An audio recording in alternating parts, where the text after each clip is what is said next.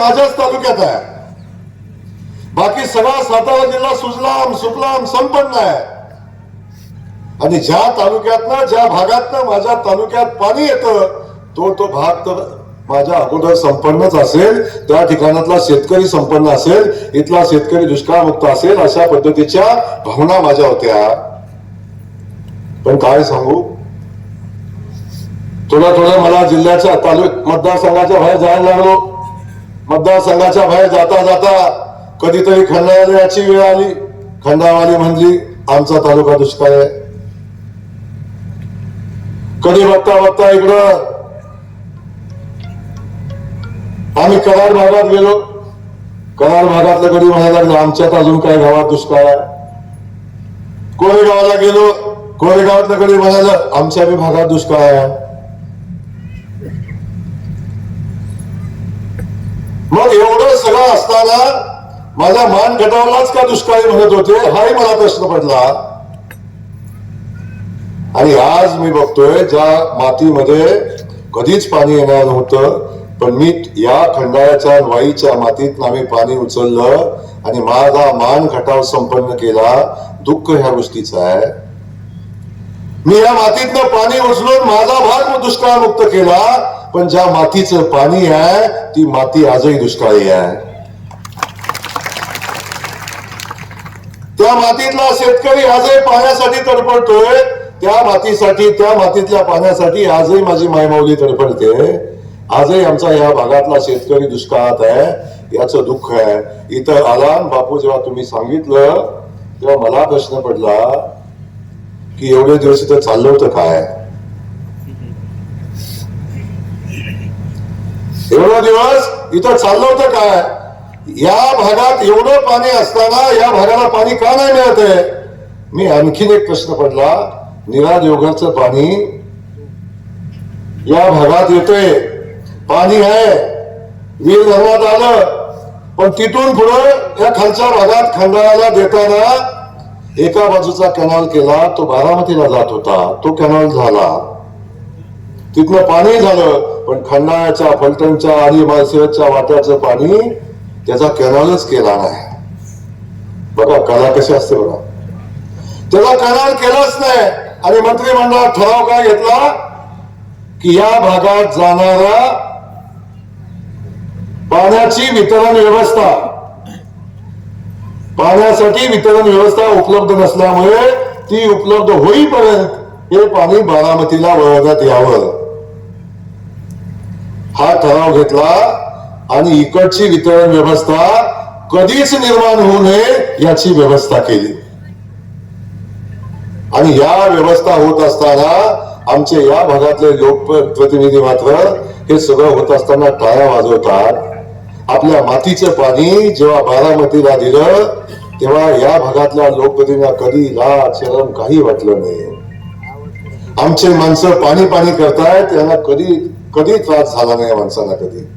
आजही कधी या तालुक्याचा, खंडाळा तालुक्याचा लोकप्रतिनिधी कधी असा बोलला नाही की माझ्या तालुक्याचं पाणी मला मिळालं पाहिजे, ते पाणी बारामतीला जात आहे, माझ्या खंडाळ्याच्या शेतकऱ्याला पाणी मिळालं पाहिजे, हा शब्द आजही इथल्या लोकप्रतिनिधीच्या तोंडातून निघत नाही.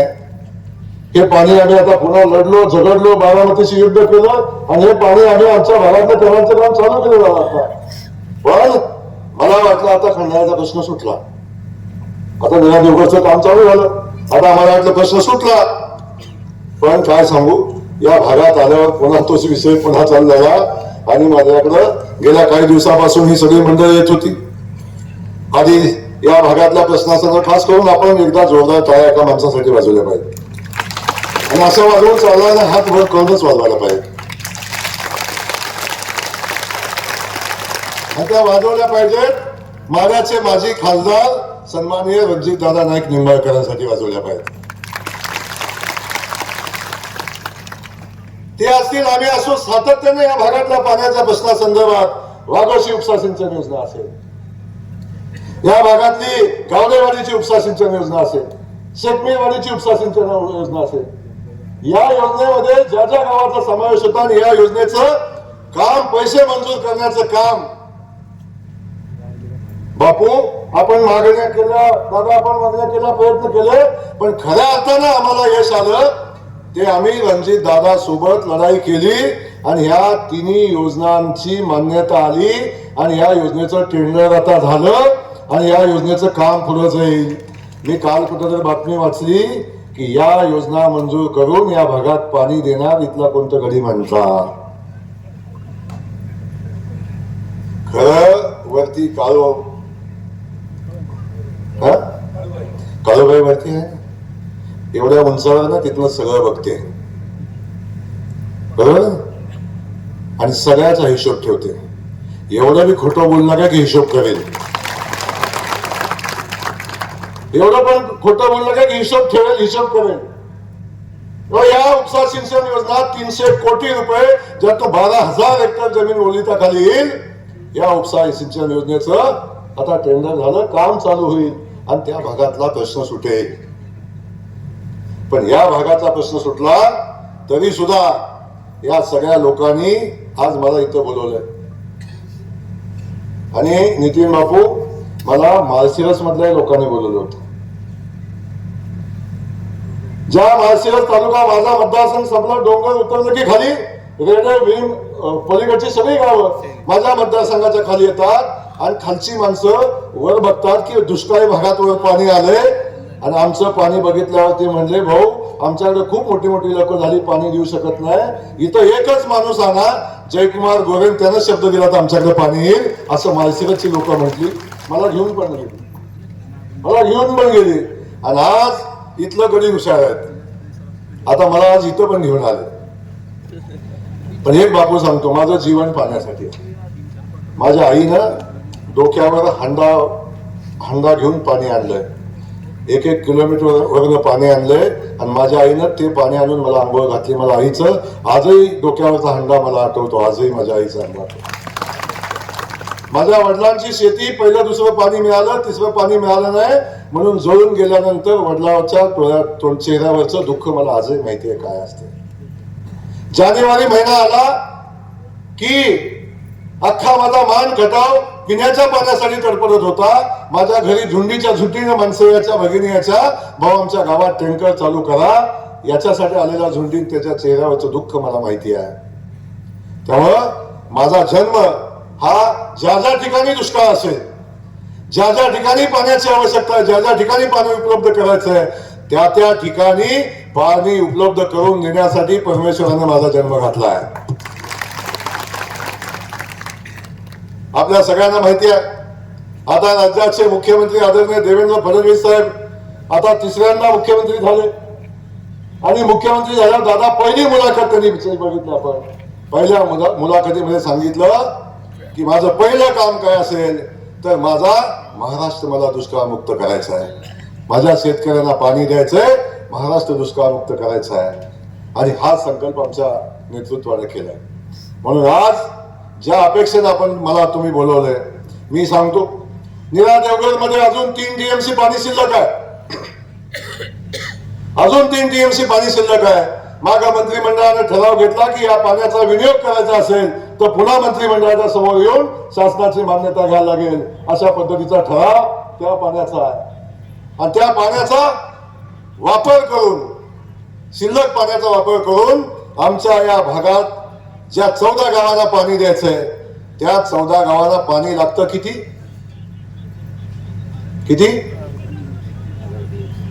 0.7 TMC लागतं. 0.7 TMC पाणी शिल्लक आहे आमच्याकडे 3 TMC आणि 0.7 TMC 0.7 TMC पाणी या 14 गावांना दिलं पाहिजे. यासाठी इथला सगळा सर्वे करायला सांगितला. सर्वे चालू झाला, सर्वे तयार झाला. हा प्रस्ताव शासनाकडे मान्यतेला पाठवायचा आहे आणि शासनाकडून जो पूर्वी झालेला विषय आहे की 3 TMC पाण्याचा विनियोगाची परवानगी आणि त्यामधलं 0.7 TMC पाणी या खंडाळा तालुक्यातल्या दुष्काळी भागातल्या या 14 गावांना मिळालं पाहिजे. अशा पद्धतीची भूमिका घेऊन आपल्याला काम करायचंय आणि ते करण्यासाठी तुम्ही मला सगळ्यांनी आज या ठिकाणी बोलवलं. बापू मला मोठा हुशार गेले, त्याला माहिती आहे की कुठून काय आणायचं आणि कुठून काय कसं करायचं. पण बापू एवढं हुशार असताना असल्या संगतीत कसं होतं एवढे दिवस. लय वेळा सांगितलं बापू तिथं नाही तुमची जागा, या माझ्यावर कधी बसणं सांगत होतो. माझं ऐकलं असतं तर बापू आज कुठला कुठं असता. पण ठीक आहे, देव आहे, दुरुस्त आहे, आता जाईल कुठं तरी, काळजी नका करू. पण आज या ठिकाणी या 14 गावाचा विषय आहे आणि या 14 गावांना पाणी देता येऊ शकतं का, तर त्याचं उत्तर आहे हो. आणि मी इथे येताना सगळा अभ्यास करून आलोय. इथे येताना सगळा अभ्यास करून आलोय. आणि तुमचे आमदार असतील ना तर दोघांना स्टेजवर बसवा आम्हाला आणि या सगळ्या भागातल्या धरणाचा, पाण्याचा, साठ्याचा, कनालचा, विनाचा सगळ्यावर एकदा चर्चा होऊन जाऊ दे. कुठल्या खोऱ्यातलं किती टीएमसी पाणी कुठल्या वड्यातनं कुठे येतं तेही सांगतो मी. त्यामुळं इथं 14 गावाला पाणी देता येऊ शकतं का, तर देता येऊ शकतं. आणि आज माझ्याकडे वेळ कमी आहे भाषण मोठं करायला, पण आज एवढा प्रचंड मोठा जनसमुदाय मोठ्या अपेक्षेने आलाय. हा जयकुमार गोरे आज काळूबाईची शपथ घेऊन आपल्याला सांगतो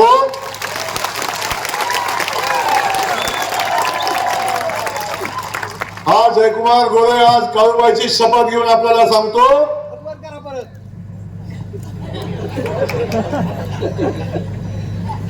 या 14 गावांना पाणी देणारी योजना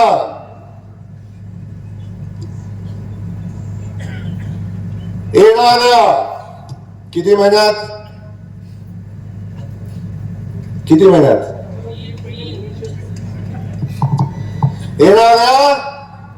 3 महिन्यामधले दादा पुरेशी आहे. दादा प्रस्ताव करायला लागेल, इस्टिमेट करायला लागेल, त्याचा प्रस्ताव द्यायला लागेल, मंत्रिमंडळासमोर जायला लागेल, त्याला MWRA ची मान्यता घ्यायला लागेल. या सगळ्या गोष्टी करण्यासाठी दादा अगदी कागदी प्रोसेस पुढे नेण्यासाठी साधारण 6 ते 8 महिन्याचा अवधी लागेल. किती? साधारण 6 ते 8 महिन्याचा अवधी लागेल. पण मी तुम्हाला काळूबाईच्या साक्षीने शपथ घेऊन सांगितलंय, या योजनेचं पाणी या 14 गावांना दिल्याशिवाय हा जयकुमार गोरे भविष्यातली कुठली निवडणूक लढणार नाही. हा शब्द यांनी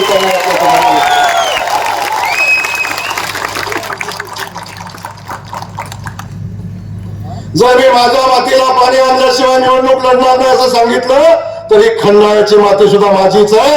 या मातीसाठी जेवढ्या ताकदीने माझ्या मातीसाठी प्रयत्न केलं तेच या मातीसाठी प्रयत्न करेन आणि या भागातला पाण्याचा प्रश्न सोडवून दाखवेन.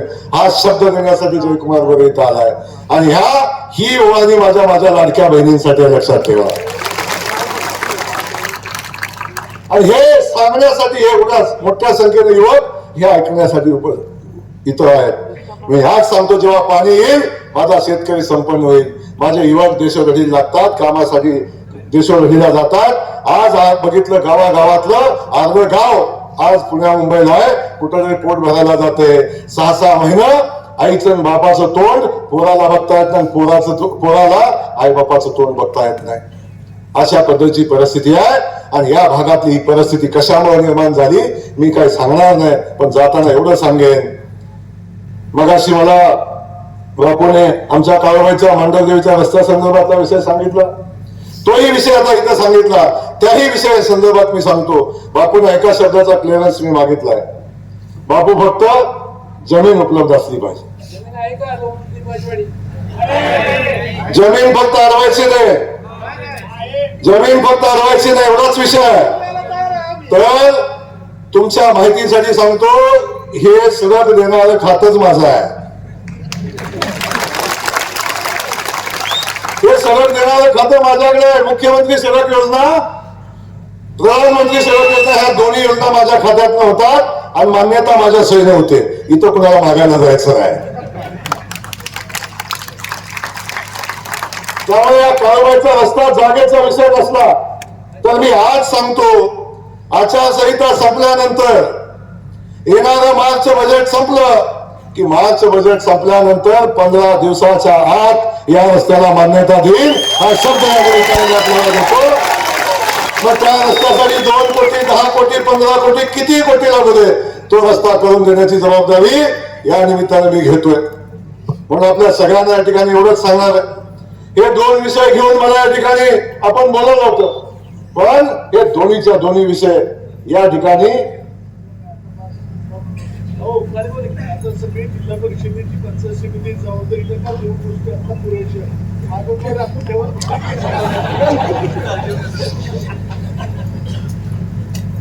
त्यामुळं हा विषय घेऊन आपण या ठिकाणी आलो. आजची सभा ऐतिहासिक एवढ्यासाठी आहे की ही सभा या 14 गावांच्या दुष्काळमुक्तीचा संकल्प करणारी ऐतिहासिक सभा आहे. आणि म्हणून आपल्या सगळ्या बांधवांना या ठिकाणी सांगतो, हे सगळं होईल, पण हे सगळं करण्यासाठी माझ्या पाठीशी एवढं हत्तीचं बळ काय हो? का हत्तीचं बळ माझ्या पाठीशी आहे? का एवढी माझी आमदारकी पणाला लावायचं धाडस माझं इथं होते? अरे माझ्या पाठीशी भारतीय जनता पक्ष आहे, नरेंद्र मोदी आहेत, राज्याचे मुख्यमंत्री देवेंद्र फडणवीस साहेब आहेत. आणि या सगळ्या नेतृत्वाच्या भरोश्यावर आज मी तुम्हाला एवढ्या ताकदीनं एवढ्या विश्वासानं मी तुम्हाला सांगतोय की मी हे करू शकतो. पण आपल्याला जाताना मी विनंती करणार आहे, हे सगळं मी देणार आहे आणि याच्या मोबदल्यात मी तुम्हाला एक गोष्ट मागणार आहे. आज एक मागणार आहे, पुढे एक मिळून मागेन. याच्या मोबदल्यात ही तुम्हाला मागणार आहे, स्टेजवर उपस्थित असलेले जिल्हा परिषदेचे जिल्हा परिषदेचे उमेदवार आमचे बापू आणि त्यासोबत आमच्या पंचायत समितीचे चंद्रकांत यादव साहेबांच्या आमच्या ताई अर्चनाताई यादव, आमच्या पानसरे ताई, जेवढ्या टाळ्या पाण्यासाठी वाजल्या तेवढ्याच विजयाच्या टाळ्या यांच्यासाठी वाजल्या पाहिजेत. सगळ्यांना हात वर करून एकदा सांगा. आणि तुम्हाला एक काळोबाईची शपथ आहे तुम्हाला पण सगळ्यांना. आपण पण सगळ्यांनी विश्वासानं या सगळ्यांच्या पाठीशी राहावा. हा सौदा नाही, लक्षात ठेवा, मी प्रेमानं विनंती करतोय, हा सौदा नाही आहे. पण शेवटी जेव्हा मी इथं काय करायचा संकल्प करेन तेव्हा मला ते पण कोणतरी विचारणारं वरती आहे. मलाही माझा पक्ष आहे, मलाही माझा नेता आहे, मलाही माझा मुख्यमंत्री आहे, तेव्हा विचारेल मला इथला सदस्य कोणाचा आहे. तर मी सांगेन माझ्या शब्दावर इथला सदस्य या जनतेनं निवडून दिलाय, तो भारतीय जनता पक्षाचा निवडून दिला. म्हणून आपल्याला माझी विनंती आहे, अरे सगळं तर आम्ही करतोय, सगळं तर भारतीय जनता पक्ष करतोय. आणि जिल्हा परिषद पंचायत समितीत चर्चाच नाही झाली. तुम्हाला सांगू, जिल्हा परिषद पंचायत समिती हे सगळं माझ्या ग्रामविकास खात्याच्या अंतर्गत येते. तेव्हा कोणी जिल्हा परिषद सदस्य झाला तरी मत मागायला पैसे मागायला कुणाकडे यायचे? कुणाकडे? कुणीही झाला तरी कुणाकडे यायचे? तुमच्याकडे. माझ्याकडेच यायचे. मग मला सांगा, की तो स्पीड ब्रेकरच नाही ना बापूला. रात्री 1 वाजताच फोन करते, एक दिवशी तो 3 वाजता फोन केलाय. आणि बापूसाठी पाईपलाईन मुंबईत डायरेक्ट लोणलाच. बापू अजिबात चिंता करू नका. त्यामुळं आपल्या सगळ्यांना माझं सांगणं आहे की या सगळ्याच्या जिल्हा परिषदेच्या जी कामं आहेत ही सगळी, म्हणजे सगळंच सांगतो आता, मुख्यमंत्री सडक असेल, प्रधानमंत्री सडक असेल, गावातला अंतर्गत रस्ता असेल, गटर असेल, स्मशानभूमी असेल, ग्रामपंचायत कार्यालय असेल, अगदी गावातला हायमास असेल, स्मशानभूमीतला कट्टा असेल, ही सगळी कामं जर करायची असतील तर ग्रामविकास खात्याशिवाय पर्याय नाही. अगदी मंत्री महोदय आले तरी त्यांना मलाच पत्र द्यायला लागेल, दुसऱ्या कुठून होत नाही, पुनर्वसन खात्यातनं होत नाही.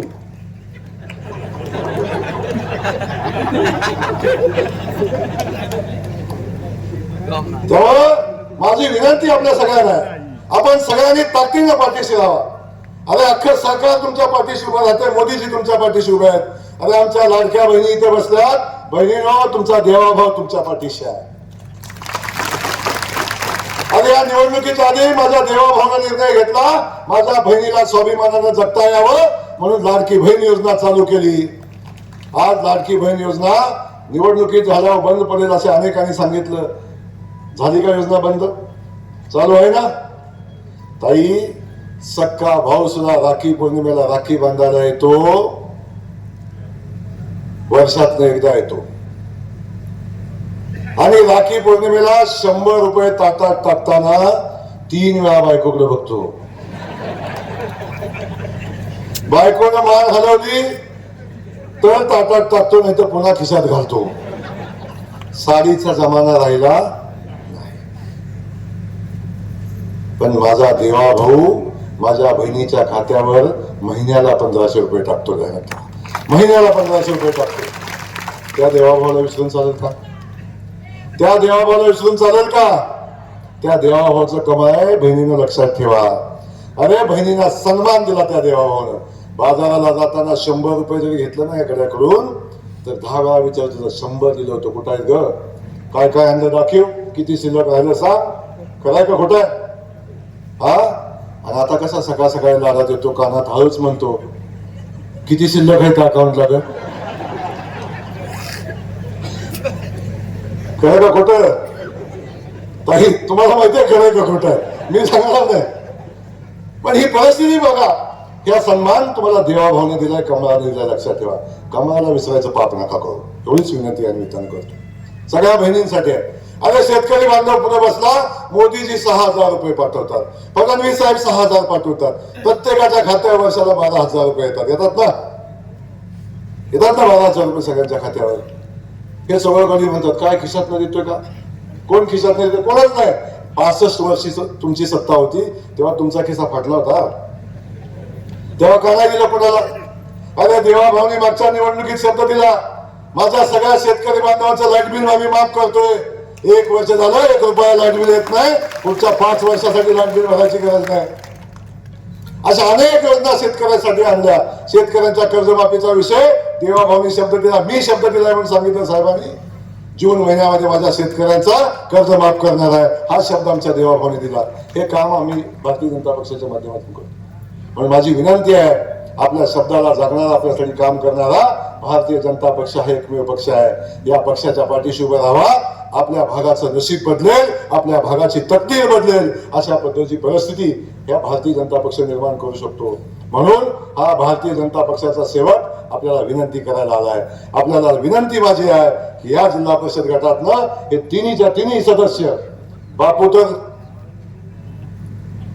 म्हणजे मी कौतुक करतो या माणसाचं. एकदा टाळ्या वाजवा बाबा यासाठी.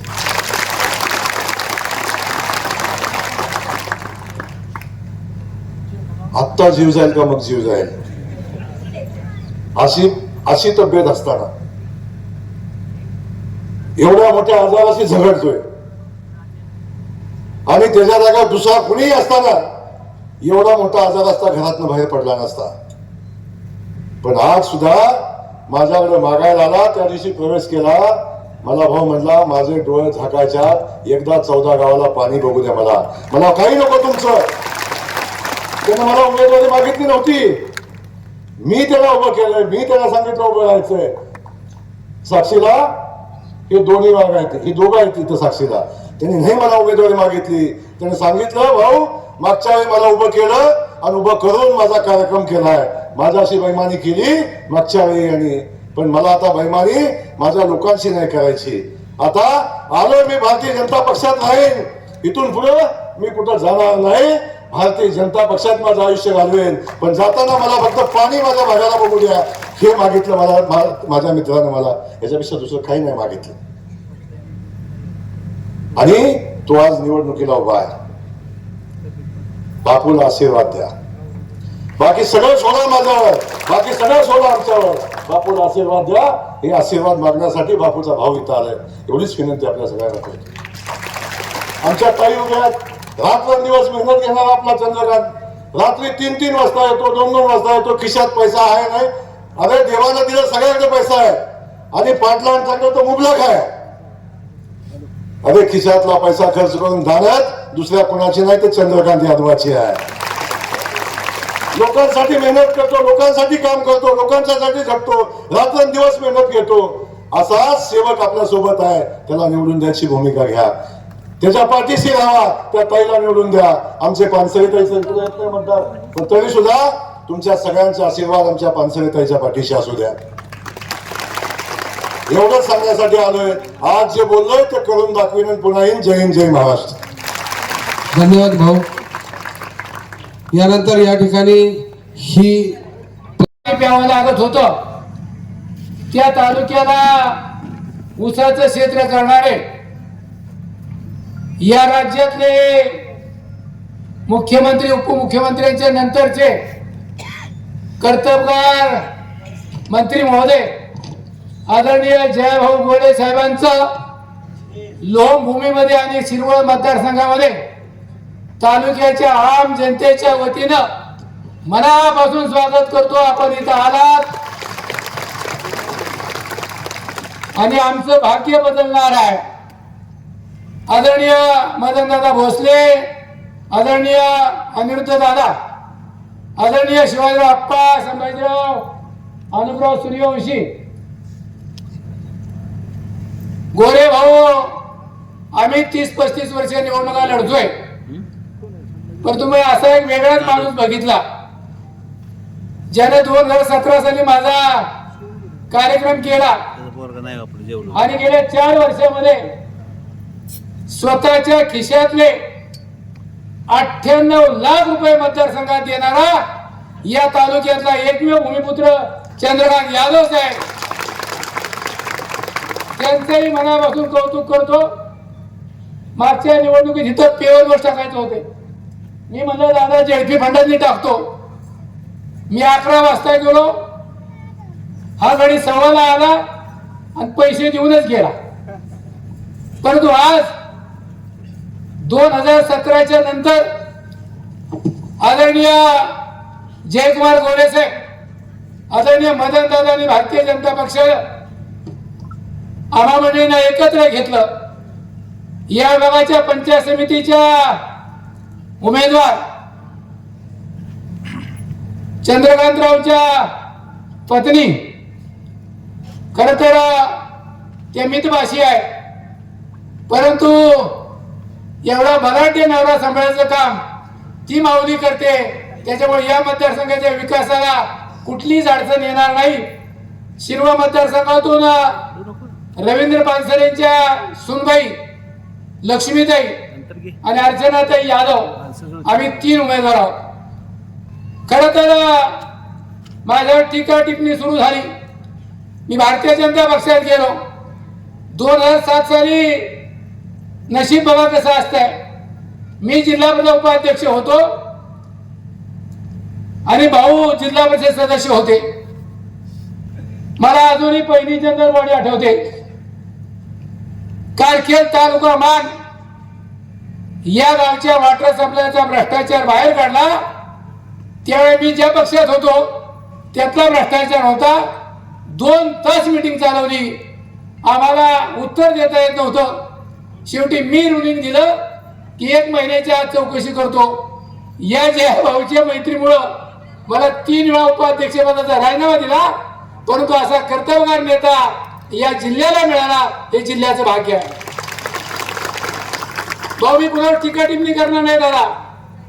माझा भारतीय जनता पक्षाचा प्रवेशच मुळात या तालुक्याच्या विकासाचा आहे. चंद्रकांत यादव साहेब आणि अनुप सूर्यवंशी, राजेंद्र नेवसे, वीरसर, आम्ही जेव्हा मदन दादांची परवानगी घेतली आणि भाऊंच्याकडे गेलो तो भाऊंनी मला सांगितलं की बापू तुझे माझे संबंध जरी चांगले असले तरी मला तुला जिल्हा परिषदेची उमेदवारी देता येणार नाही. मी भाऊंना सांगितलं की मला जिल्हा परिषदेची उमेदवारी देऊ नका. फक्त भाऊ एकच माझी इच्छा आहे. ज्या देव माणसानं कैलासवासी लक्ष्मणराव भरवळे पाटलांना 81 साली मांडव्याचा रस्ता मंजूर केला होता तो रस्ता आजपर्यंत आम्ही 45 वर्ष करू शकलो नाही. ती आई कळबाई दादा इथं समोर आहे. ज्या भाऊ इथून फक्त 6-7 किलोमीटरचा रस्ता आहे तो तुमच्या हस्ते व्हावा अशा पद्धतीची कदाचित आई कळबाईची मागणी असेल आणि तो रस्ता करण्यासाठी मी तुमच्यावर आलोय.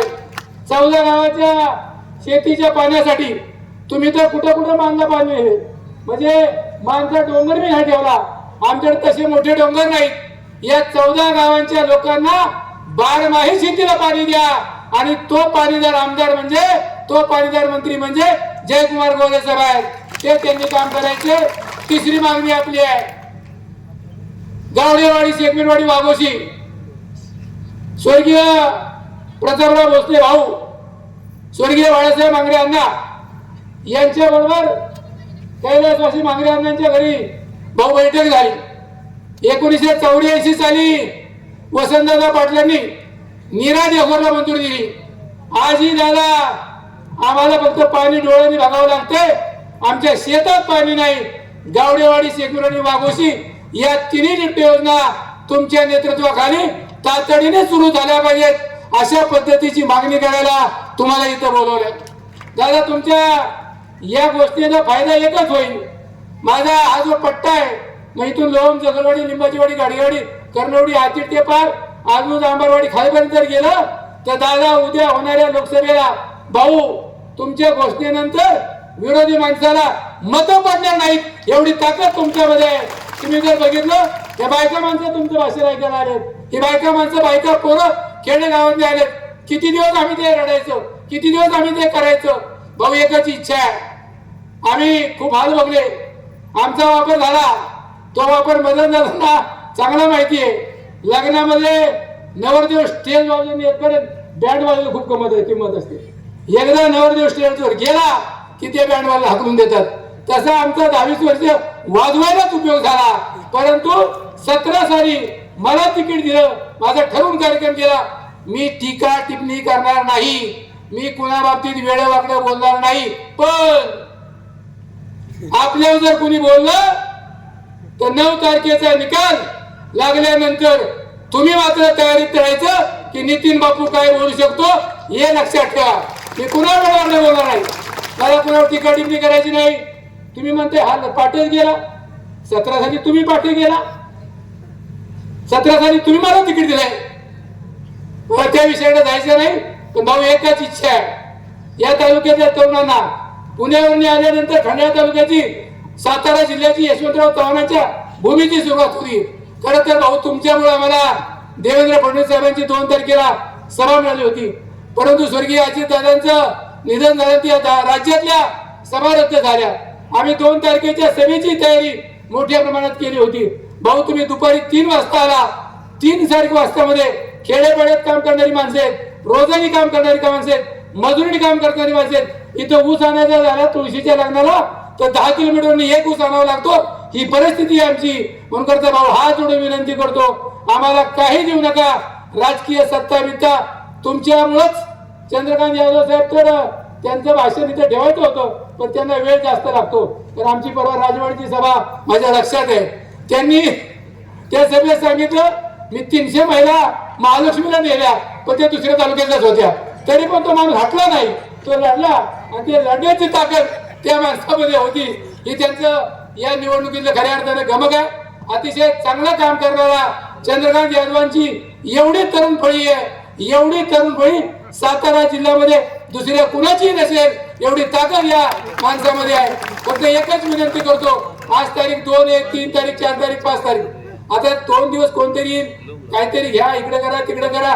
माझी हात जोडून विनंती आहे, जर या वाई खंडाळा मावळेश्वर तालुक्याला ऊर्जित जीवत आणायचे असतील, या तालुक्याला चांगलं काही करायचं असेल तर भारतीय जनता पक्षालाच कमळाला मतदान केलं पाहिजे.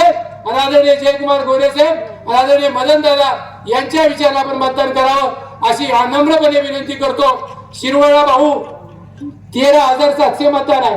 माझी विनंती आहे तुम्हाला दोघांना, 5 तारखेला 1 तासभर शिरवळा सभा द्या अशी विनंती करतो. जास्त बोलता तुम्ही सत्कार घेणार नाही हे तुम्ही सांगितले, पण सत्कार नाही.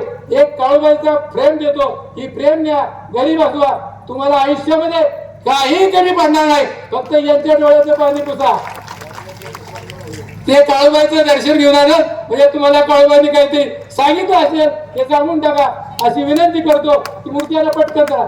आणि आदरणीय भाऊंचा सत्कार या ठिकाणी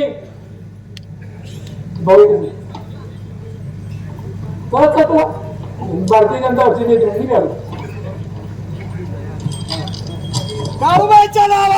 छान बोलले.